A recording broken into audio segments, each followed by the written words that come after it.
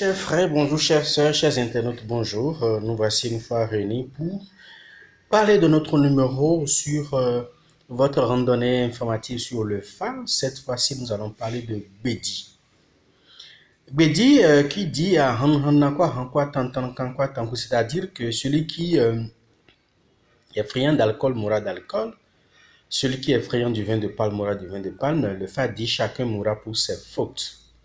En un mot, le phare dit par là en réalité que les natifs de ceux-ci ne doivent pas développer des comportements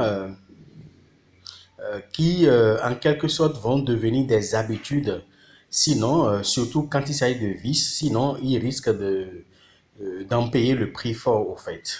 Mais il poursuit également en disant que c'est-à-dire que le fa ne meurt pas. Je suis devenu un intrépide, en quelque sorte.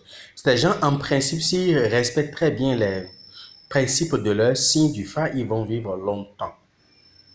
Mais Bédier dit, c'est-à-dire que le fusil va détonner, mais son frère, le canon, va lui répliquer avec une grosse voix.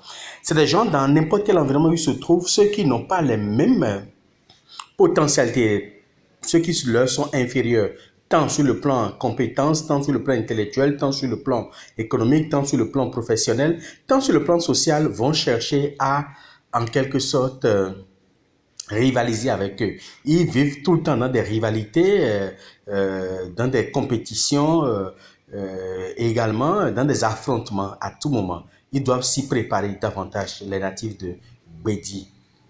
Mais Bédi également parle des difficultés, surtout sur le plan de l'appareil génital.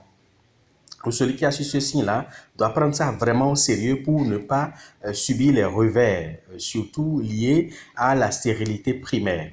C'est-à-dire que les soucis d'azospermie ou d'oligospermie, même de tératosospermie, ça surgit souvent sur ce signe-là.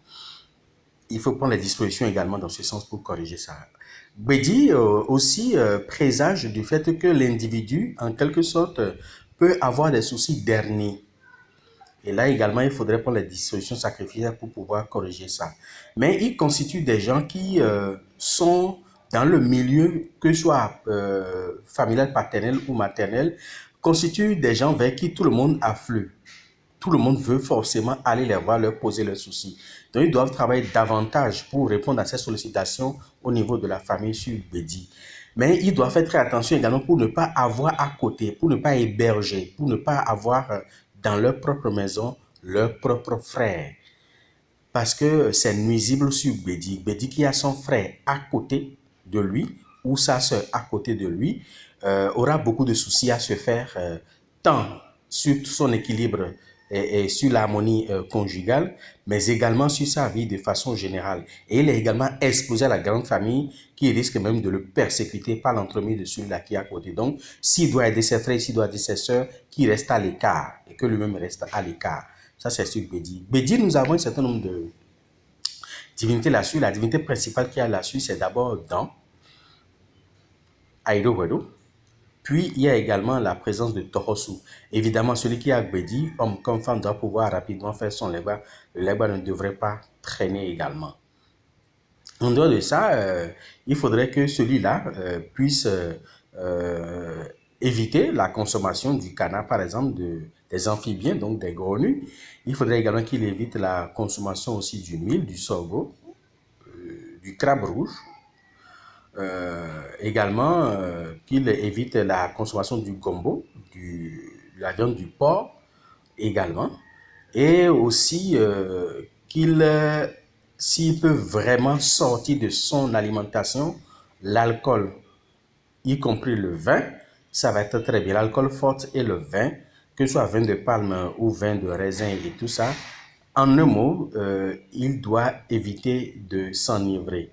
Mais également, dans son alimentation, il doit aussi combattre la matière grasse. Il doit combattre la matière grasse parce que ça peut lui donner des soucis, surtout au niveau de son sang. Donc, Dibé ne doit pas être trop friand d'huile parce que le reflété, C'est-à-dire que le poisson feuilletin est allé est friand de l'huile et a fini par mourir dans l'huile. Pour dire que la mort dans l'huile est très bien, le fait dit aucune mort n'est bonne.